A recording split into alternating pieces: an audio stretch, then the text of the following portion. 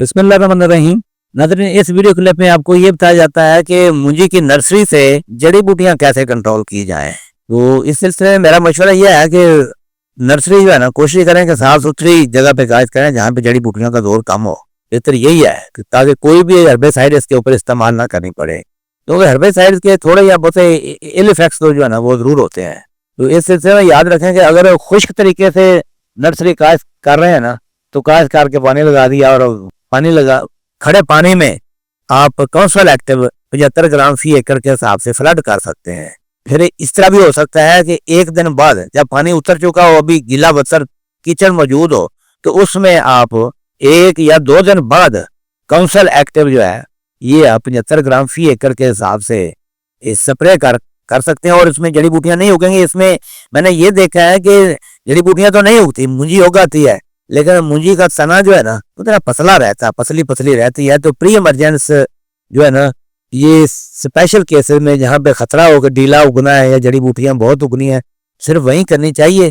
फिर यह है कि जब काउंसल एक्टिव इस्तेमाल कर लेनी है ना एज ए प्री इमरजेंस, तो फिर इस नर्सरी की जो है खिदमत जो है ना जरा ज्यादा करनी पड़ती है, खाद वगैरह अमाइनो एसिड का स्प्रे करके। एक तो ये प्री इमरजेंसी की बात हो गई। बाकी देखें, अगर एडसेड नर्सरी में उगा है, नर्सरी काश्त की है, उसमें एडसेड उगाई है, तो 12-13 दिन के अंदर अंदर जो है ना उसके ऊपर सन स्टार गोल्ड जो है इथॉक्सीसल्फ्यूरान इथाइल, ये आप 15 से 20 ग्राम फी एकड़ के हिसाब से ये स्प्रे कर सकते हैं। इसलिए हालो सल्फ्यूरान स्प्रे नहीं करनी।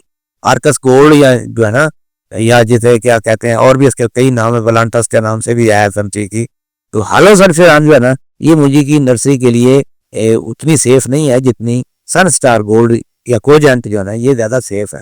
तो अगर डीले का मसला हो तो फिर भी यही जहर जो है ना, ये 18-20 दिन पर अच्छी तरह डीला निकल आने के ऊपर ये स्प्रे करने की सिफारिश की जाती है। तो अगर स्वंकी, मधाना, घोड़ा घास, ये इस तरह की जड़ी बूटियां भी साथ ये उगी हुई हूँ, उसके अंदर एडसेट नहीं है, तो फिर आप LCM इस्तेमाल करें। ये सन क्रॉप की प्रोडक्ट है जो कि स्वंकी, मधाना यानी ग्रासेस को जो है ना इफेक्टिवली कंट्रोल करती है। इसके अंदर मेटामिफाप और सही हेलोफाप है।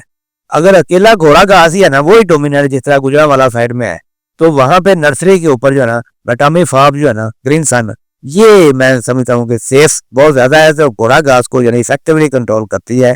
कोशिश करें कि 20 दिन से पहले 15-18 दिन के अंदर अंदर जो है ना ये ग्रीन सन नर्सरी के ऊपर स्प्रे कर दें, तो घोड़ा घास मर जाता है। जब घोड़ा घास की वो शाखें निकाल जाता है ना, उसका टिलर बनने शुरू हो जाते हैं, तो फिर मेटामिफाप से भी कंट्रोल नहीं होता।